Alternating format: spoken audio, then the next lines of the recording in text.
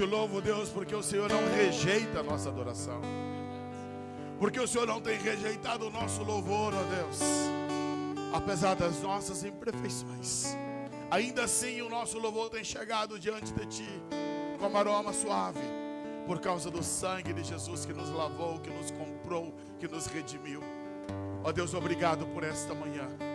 Fala conosco, ministra os nossos corações, em nome de Jesus, amém. Ainda de pé, queridos. Evangelho de Marcos. Marcos capítulo 4, versículo 35. Diz assim: e naquele dia, sendo já tarde, disse-lhes: passemos para o outro lado. Podeis assentar, amados.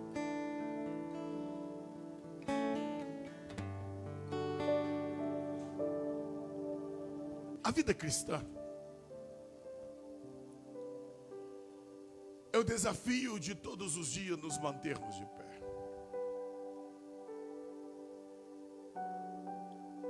E muitas das vezes as análises que são feitas é que ser crente é muito difícil, ser cristão é muito. E eu já vi às vezes pastores dizer: quem diz que servir a Deus é fácil está mentindo. Quem disse que servir a Deus, amados, eu quero contestar isso e dizer para os irmãos: quando você sabe quem você é, para onde você está indo, qualquer sacrifício é válido. Quando você tem uma nota de objetividade daquilo que você tem para alcançar, todos os sacrifícios que você fizer se torna diminuto por aquilo que você tem lá na frente. Os jovens, eu falo no contexto de Brasil, quando eles decidem tomar a carreira da medicina, da advocacia, a medicina são 6 anos de estudos, e estuda-se para o resto da vida. Esse jovem vai ter que abdicar de várias coisas, porque o tempo dele vai ser com os livros. O tempo dele vai ter que ser, se ele quer ter uma carreira sucedida, bem sucedida, vai ter que ser assim. E por isso ele vai abrir mão de várias coisas por causa da sua profissão. E várias outras faculdades que exigem tanto. E eu pergunto, irmãos, por que para nós vamos dizer que é difícil? Escuta uma coisa, é tudo uma questão de entendimento e compreensão. A Bíblia diz em Salmo que a vida do homem se restringe a 70, 80 anos. O que passa disso, enfado e canseira. Agora eu lhe pergunto: quanto tempo dura a eternidade? Tenta comparar uma vida aqui na terra de 100 anos com a eternidade. Não cabe. Se falarmos de um grão de areia numa praia, ainda não cabe. É minúsculo um grão de areia na praia em comparação com o nosso tempo de existência aqui, com aquilo que está para a eternidade.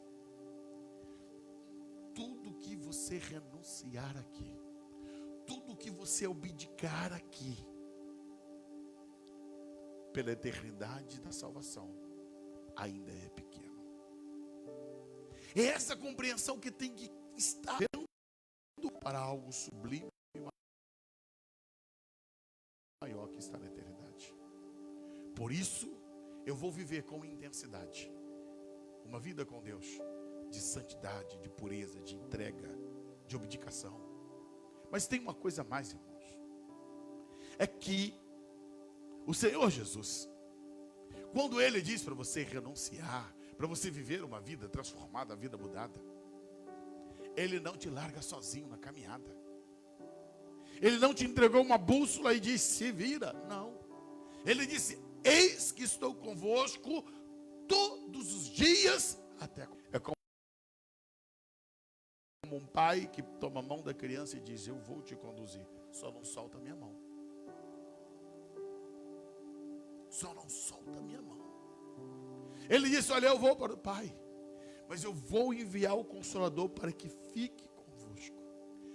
A caminhada cristã, querido, seria extremamente difícil se você tivesse que fazer essa caminhada sozinho.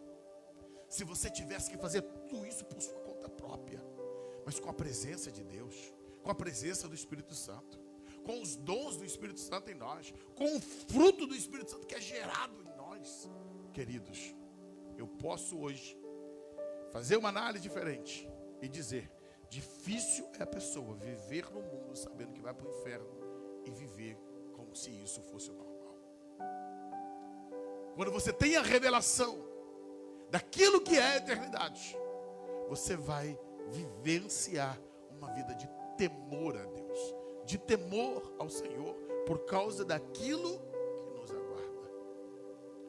Esta manhã eu quero compartilhar esse texto que nós lemos e trazer aqui uma palavra de meditação para nós, que todos nós estamos sujeitos a lutas, dificuldades, problemas, irmãos.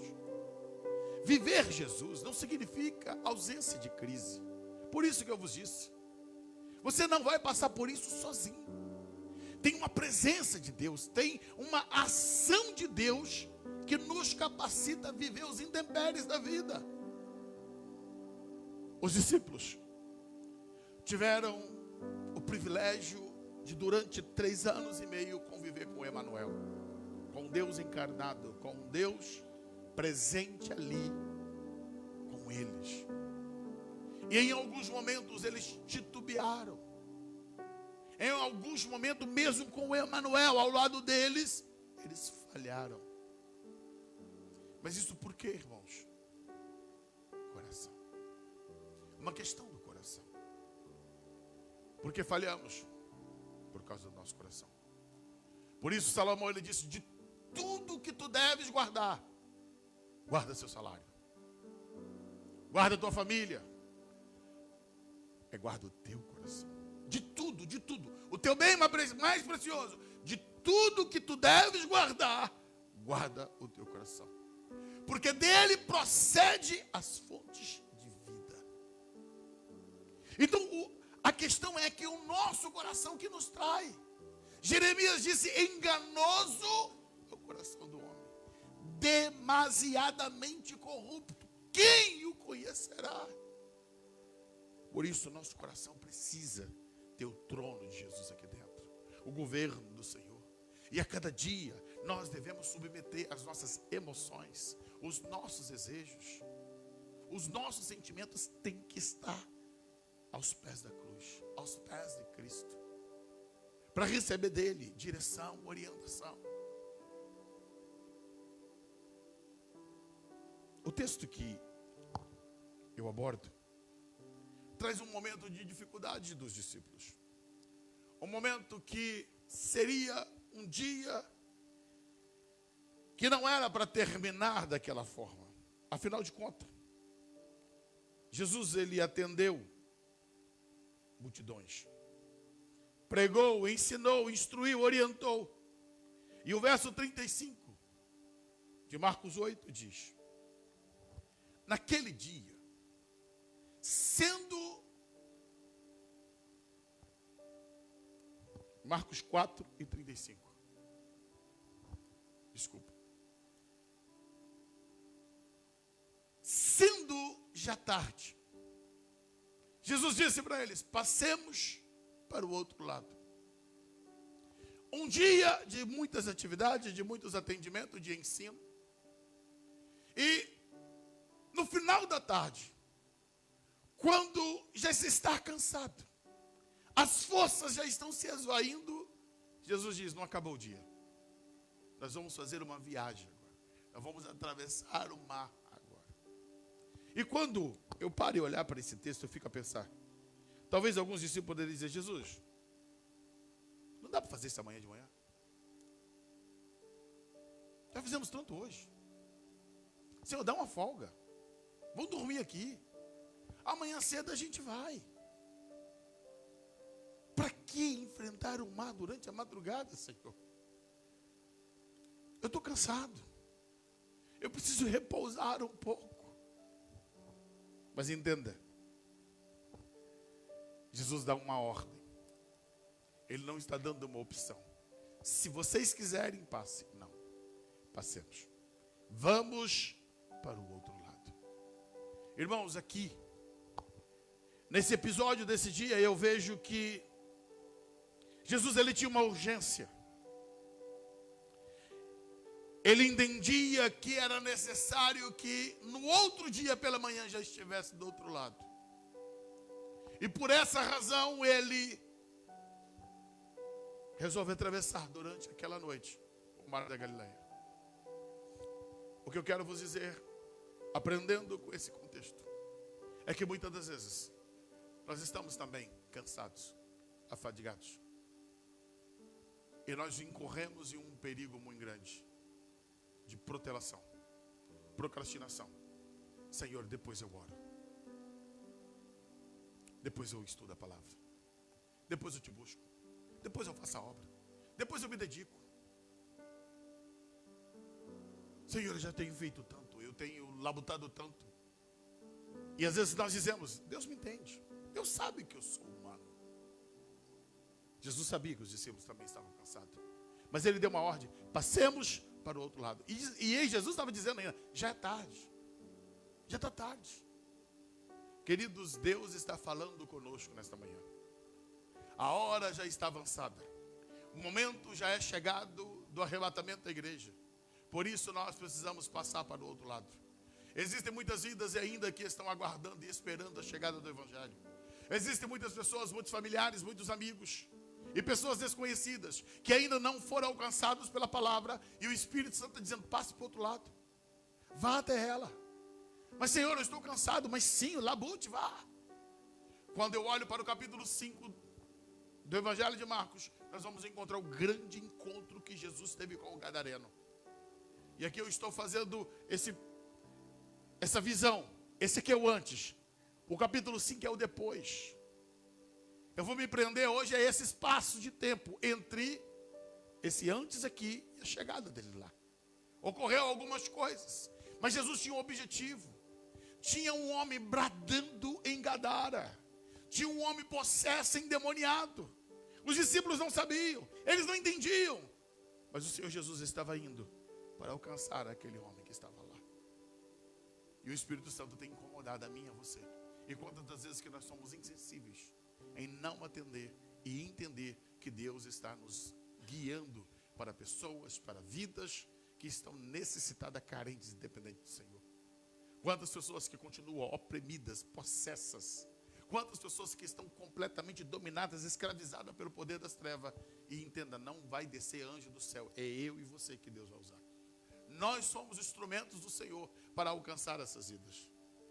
E Jesus, ele disse então, passemos para o outro lado. Verso 36.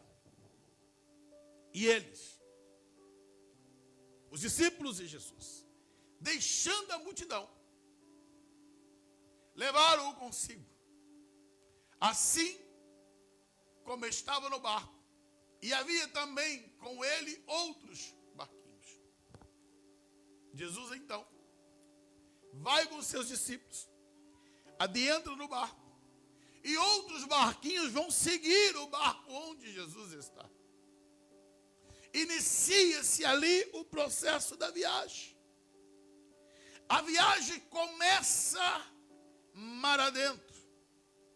Quem sabe estavam eles ali a falar sobre o dia, a conversar como é que as coisas aconteceram, como pescadores e homens reunidos, algumas brincadeiras, algumas coisas.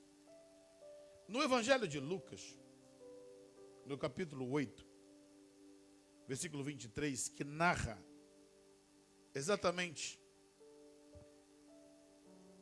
o mesmo episódio, diz assim, e navegando eles, adormeceu. Significa dizer que no início da viagem, Jesus também estava cansado. E no balançar do barco, O cansaço pegou. E ele adormece logo no início dessa viagem. Voltemos para Marcos capítulo 4. O verso 38 diz que ele estava na popa, dormindo sobre uma almofada. Eu disse para os irmãos, nós estamos em um projeto de vida. É normal nos cansarmos, mas nós não podemos perder o foco. Jesus, ele adentra aquele barco porque ele tem um foco. O cansaço pega e ele adormece ali na popa do barco. Tomou um travesseiro. Os discípulos estavam lá a conversar, a trocar as suas ideias, trocar as suas experiências. E Jesus dorme. E aqui inicia-se então, queridos, aquilo que eu quero vos compartilhar hoje. Voltemos para o verso 37 agora, meu senhor. Levantou-se grande temporal de vento. Subiu as ondas por cima do barco, de maneira que já se enchia. Um grande temporal de vento, quer dizer, um grande vendaval. No meio da madrugada, Jesus adormeceu, já está dormindo. E esse temporal então se levanta de uma maneira absurda. Um temporal juntamente com uma tempestade. O barco começa a ser sacudido pelas ondas do mar. O vento forte apavora.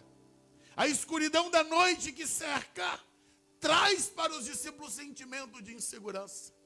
As águas que deveriam estar do lado de fora, começam a adentrar para dentro do barco.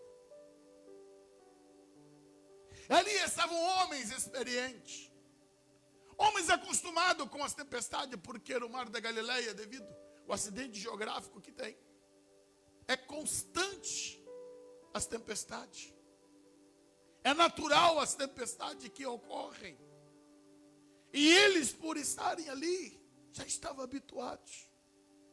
Mas aquela tempestade parece que foi diferente para eles, porque eles se assustaram. Mesmo toda a experiência deles trouxe para eles o sentimento de insegurança, de temor, de medo. E Jesus estava no barco. Jesus estava ali. Irmãos, na vida enfrentamos também tempestades. Tempestades que chegam na área financeira, no emprego, no trabalho. Tempestades que chegam no núcleo da família. Tempestades que chegam na igreja. Tempestades que chegam no nosso interior, na vida pessoal. Quantas pessoas que têm vivido esses dilemas, essas tempestades, que parece que tudo vai ser destruído. O vento sopra com tal intensidade, não se enxerga uma luz, não se enxerga esperanças, nem expectativas. Só percebe que a coisa só piora. O tempo só piora as coisas. O sentimento daqueles discípulos era isso. Cada vez mais as águas adentravam para dentro do barco. E como competir com o vento e com o mar?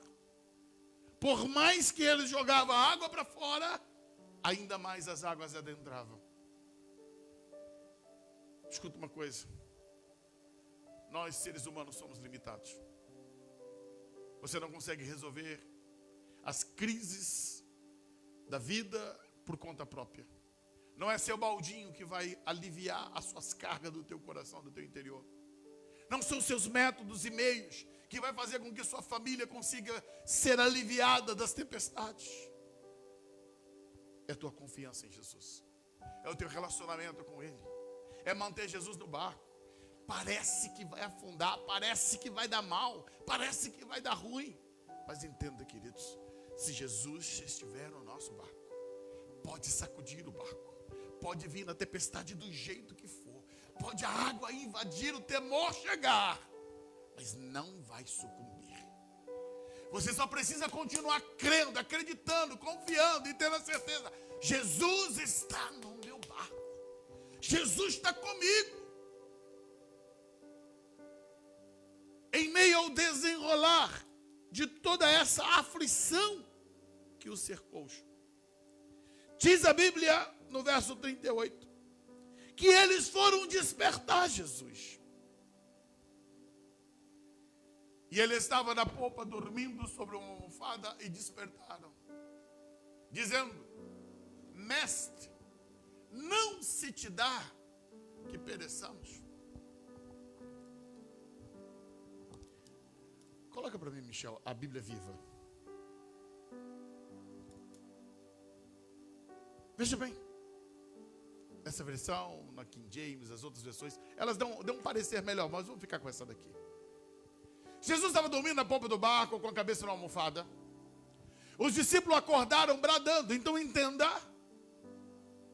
em meio àquele tumulto todo do barco sacolejando, eles vão até Jesus e vão despertá-lo. Mas de que forma? Eles vão dizer: Senhor, as coisas estão ruins. Senhor, as coisas estão mal aqui. Não. Presta atenção. A Bíblia diz que os discípulos acordaram bradando. Eles formam uma enorme gritaria dentro do barco. E de que forma? Vão gritar para Jesus: Mestre, nós estamos quase nos afogando e o Senhor não se importa. Buda, coloca aqui em James. Mestre, não te importa que pereçamos? A transformadora, deixa eu ver. Tem uma que diz que não se importa que estamos a morrer. Mestre, nós vamos morrer. O Senhor não se importa com isso. Escuta, irmãos. Aqui nesse texto, se você entender nessa manhã, você vai compreender que às vezes os nossos problemas de crescimento está exatamente na hora da tempestade. É que revela a nossa maturidade ou imaturidade. Jesus está conosco, estamos com Ele no barco, estamos na rota certa, estamos no caminho certo, mas temos reações erradas diante da tempestade. Eles teriam que acordar Jesus? Ok. Teriam que chamar Jesus? Sim. Mas é a maneira, irmãos. Você pode chorar no meio das tuas lutas, é normal. Você pode gritar no meio da tua luta, é normal. O que você não pode é afrontar Deus. O que você não pode é jogar na conta de Deus as ações dos seus erros, das suas intempéries da vida, como se Deus fosse culpado daquelas decisões que você tomou. O que os discípulos estão fazendo aqui agora é, eles acordaram clamando, eles acordaram gritando. E eu pergunto a qualquer um dos irmãos: qual de vocês que gostaria de ser acordado com gritos dos seus ouvidos? É assim que eles fazem. E outra questão. Eles chegam ali gritando: Mestre, nós vamos morrer. Mas como assim? Jesus está ali. Jesus está ali. E eles dizem: Mestre, nós vamos morrer. Estamos à beira da morte. E o pior, o Senhor não se importa. A culpa agora está jogada em Jesus. Senhor, nós estamos passando a maior luta, estamos passando aqui uma tempestade. O Senhor não está enxergando, não? O Senhor não está vendo? O Senhor não está se importando? O Senhor não está se importando com os nossos sentimentos? Amado, e principalmente nesse tempo moderno do século 21, estamos com os crentes mimimi, né? Os crentes, os Nutella da vida, que sempre tem esse sentimentozinho de dizer: Deus não se importa comigo, Deus não gosta de mim, Deus, ele abençoa mais o irmão tal, a irmã tal, fulano, beltrano, ciclano, e Deus, em nome de Jesus, queridos, nesta manhã nós precisamos olhar para Jesus e ter a nossa certeza e convicção. Ele nos ama de maneira integral e Ele não te chamou para você sucumbir. Ele não quer que você fique no meio do caminho, você fique no meio da trajetória. Ele tem um alvo para te levar. E se você entrou no barco com Ele, Ele te garante que você chega lá. Você só não chega lá se você pular do barco. Se você se mantiver no barco, pode ter certeza, Ele te leva ao porto seguro. Mas você tem que permanecer, você tem que ficar. E aqui no desespero dos discípulos, eles jogam para Jesus que Jesus não se importava com eles, que Jesus não amava eles, estava deixando eles sofrer. Não parece muito com os crentes atuais? Tudo isso era apenas para provar a fé deles. Mas nós precisamos aqui abrir um outro parêntese. Uma outra hipótese, o texto não diz, mas tem uma outra hipótese aqui. Quando eu vejo o que ocorre no capítulo 5, do encontro de Jesus com aquele homem possesso por uma legião de demônios, o que não poderíamos entender que esse mar agitado era um meio e uma forma desses barcos não chegarem lá. Entenda, também nós não podemos ser omissos em observar que é um mundo espiritual. Existem ondas que Deus permite de tribulação para chegar até nós, para nos amadurecer, que chamamos de provação, para sermos aprovados. Mas existem também ondas que se levantam como ataques malignos para destruir a nossa vida. E em todas as duas situações, nós temos uma posição só: eu permaneço com Cristo, com a minha fé inabalável nele. Mestre, vamos morrer? Não, nós não vamos morrer. Mestre, o Senhor está aqui. Mestre, estamos com medo. Ok, mas eu estou contando com o Senhor. Senhor, nos deu livramento. Senhor, está difícil, está escuro, a tempestade está alta, mas eu continuo crendo que contigo as coisas vão ser diferentes. Vira o 39. Jesus despertou. É interessante, irmãos, que nesse momento aqui, Jesus primeiro resolve o problema, depois trata eles.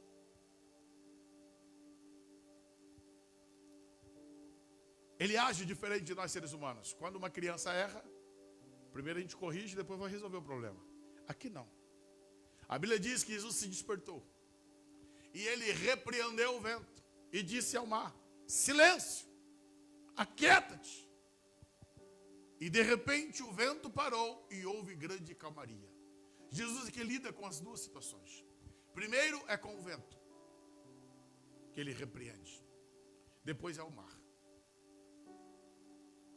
Ele dá uma ordem, repreendendo o vento, e o vento para, cessa. Ele dá uma ordem para que o mar se aquietasse, e o mar se aquieta. O que aprendemos, irmãos, em tudo isso, é que o poder de Cristo, ele está acima de tudo e de todos. Deus tem o poder sobre todas as coisas. Todas as coisas estão sujeitas ao seu poder e à sua autoridade. Ele tem poder sobre a natureza. Nunca podemos esquecer, o Deus que nós servimos trouxe todas as coisas à existência pela palavra do seu poder. Haja, e aconteceu. Ele continua sendo o mesmo Deus. E eu preciso estabelecer no meu coração essa fé viva, que Ele é poderoso para fazer. Precisamos resgatar, irmãos, essa fé no Senhor. Crer que Ele é poderoso para fazer o impossível. Não vamos ser meninos de sair fazendo loucuras, de tomarmos atitudes de infantilidade espiritual. Mas entenda, na hora da crise, do problema, Ele continua sendo Deus absoluto para socorrer-nos em momentos de tragédia, em momentos de aflições. No momento em que pela qual nós não sabemos o que fazer, Ele tem o poder de nos sustentar, de fazer o impossível. Eu digo, amados, que Deus Ele faz. Eu falo pouco das questões das experiências pessoais, mas eu sei o quanto que Deus trabalha. E enquanto eu estou aqui compartilhando, eu me lembro de uma certa feita, que nós tínhamos uma congregação no interior do Espírito Santo. E estava, acho que eu, minha esposa e apenas a Sabrina. E infelizmente o meu GPS, ele acabou errando. Eu estava indo para visitar uma família antes da congregação que nós iríamos. E era um trecho de estrada de chão. Estava chovendo naquela manhã. E eu adentrei com o meu carro ali. E estava totalmente perdido, porque o GPS não funcionava lá no meio do mato. E eu tinha um Vectra. E eu fui subir uma ladeira íngreme. E o meu carro, quando chegou antes do meio do morro, a lama fez meu carro patinar. Ao lado era um abismo. E aquele momento ali, eu sentia toda a impotência, porque se freava o carro patinava. Se acelerava, o carro patinava do mesmo jeito. E eu só disse: Deus, eu preciso chegar lá. E outra coisa, eu não tinha como virar, porque era uma estrada muito estreita. Queridos, mediante a graça de Deus, eu digo, não fui eu. Deus fez nos conduzir no meio daquela lama, chegar no topo, onde não tinha possibilidade de manobrar o carro, conseguir manobrar o carro e descer com o carro. Deus faz coisas quando nós não podemos. É essa confiança que nós temos. Naquilo que aflige a nossa alma, o nosso coração, sai do nosso controle. Nós temos que entender, agora é a hora de Deus. É a hora que Ele vai dizer: deixa que eu entro, deixa que eu faço, deixa que eu realizo. Aquele momento Deus entra na providência e diz: chega, vento, chega de show, acabou, desmonta o palco. Porque a glória tem que ser dele, de Jesus. E ali toda a bonança vem. E Jesus então agora vai tratar com os discípulos. No verso 40, Jesus ele diz: por que sois tão tímidos? Ainda não tendes fé? Jesus está repreendendo ele, dizendo para ele: espera aí, por que vocês temeram? Vamos para Mateus capítulo 8, verso 26.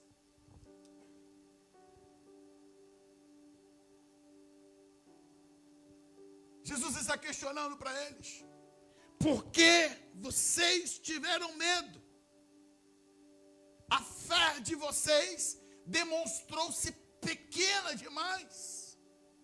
Irmãos, as tempestades não vêm para nos matar, só vêm para revelar aqui dentro que a gente precisa crescer, precisa desenvolver.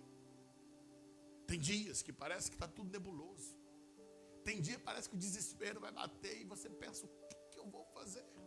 É somente Deus trabalhando aqui dentro para nós crescermos a fé em Cristo Jesus, continuarmos a dependência dele, porque milagre é a especialidade de Deus. Nós somos frágeis, incapazes de fazer e resolver. E ele diz: por que vocês estão com medo? Perguntou ele: como é pequena a vossa fé? A calmaria ela vem, a calmaria ela acontece. Porém nós precisamos entender que é Ele que está no controle de todas as coisas. Vira o 27. Agora vem a grande lição. Que madrugada! A madrugada do medo, a madrugada do pavor, a madrugada da sensação que a morte estava rondando o barco, se torna na madrugada do poder de Cristo Jesus que Ele tem sobre todas as coisas. Aquele dia vai terminar abençoado. Aquele dia vai findar com glória, com uma revelação tremenda. Diz o texto: ficaram admirados. Uma versão diz: eles ficaram maravilhados, estupefatos, e gritavam: quem é este homem? Que se maravilharam, estão dizendo: quem é este? É tipo assim, estamos percebendo? Ele é mais do que nós entendemos que Ele é. Ele pode mais do que achávamos que Ele podia. Que até os ventos e o mar lhe obedecem. Quem é este? Eu te pergunto nesta manhã: quem é Jesus para você? Qual é o limite dele? O que limita o teu Jesus? Mas entenda, é o Jesus que nós estamos crendo que vai ser limitado, não o Jesus Todo-Poderoso. Porque é a medida da fé é que nós vivemos, irmãos. Por isso Deus está nesta manhã nos levando a despertar para crescermos no conhecimento de Jesus, crescermos em entendimento de quem Ele é, do nosso relacionamento em profundidade com Ele. Aqueles homens, apesar de já ter um tempo de caminhada com Jesus, não sabia que Jesus tinha o poder sobre o vento e sobre o mar. Quantos crentes que caminham já há tanto tempo, mas não conhecem o poder de Jesus, não tem intimidade com Jesus, e Deus está nos chamando: vem, eu quero se revelar a vocês, Não espere a tempestade chegar, creia. Os discípulos só aprenderam por meio da tempestade. Mas eles poderiam ter aprendido ainda em ouvi-lo. A fé vem pelo ouvir. E ouvir a palavra de Deus. E eles ouviram tantos e tantos sermões de Jesus, mas só vieram a aprender por intermédio da tempestade que quase os matou. Se coloca de pé. Feche teus olhos.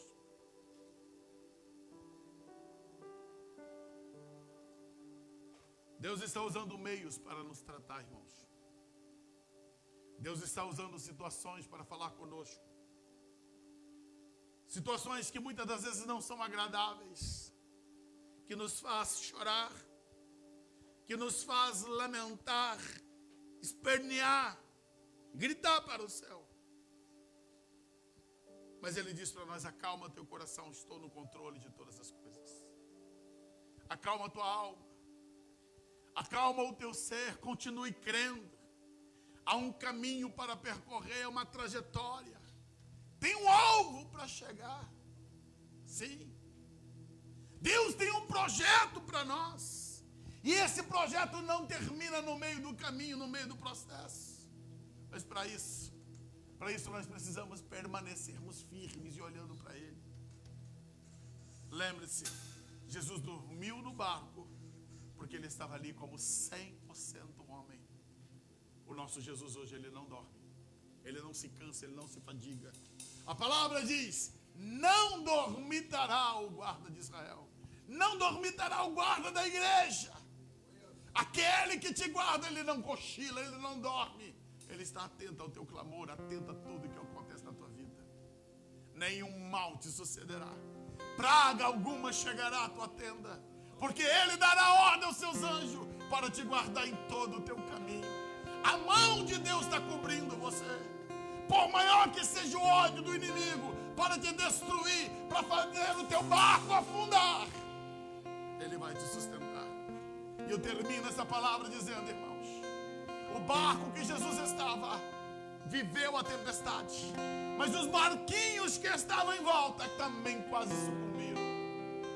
Quando o barco que Jesus estava experimentou o milagre de Jesus se levantar, de repreender o vento, todos os barcos à sua volta, os barquinhos, também foram beneficiados. Quando você é beneficiado pela glória de Deus que chega a você, todos os que estão à sua volta também recebe a bonança de Deus, recebe essa graça de Deus, recebe o milagre de Deus. Ó, Espírito Santo, venha sobre nós e traga renovo nesta manhã. Renova a fé nessa igreja, renova a